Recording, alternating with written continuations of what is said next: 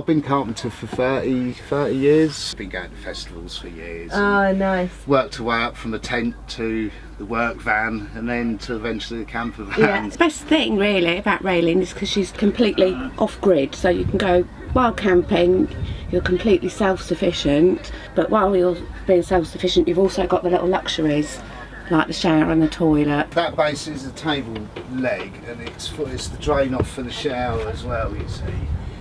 Oh, so this is a shower? Yeah, yeah. Oh my goodness. Wow.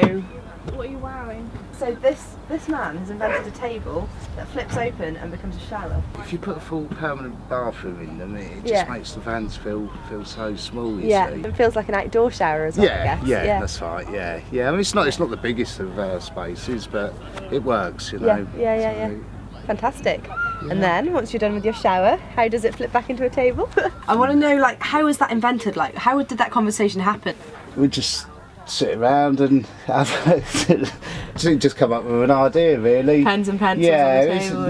No drawings. No? It's all just get on. Arm movements. Really. Yeah, pretty much. Yeah. We did make one sort of mock-up of it, and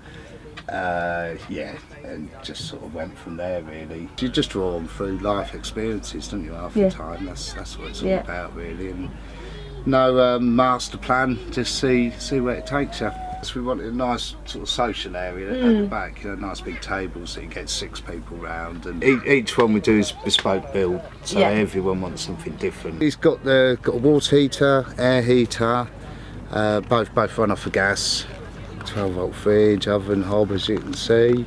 People get obsessed with fixed beds, but actually you lose so much space by having You do, yeah. I mean, I'm going to change my one, so I do have a fixed bed, but this is the simplest one to do. Oh yeah, it's like a smooth... Like 2 minutes and...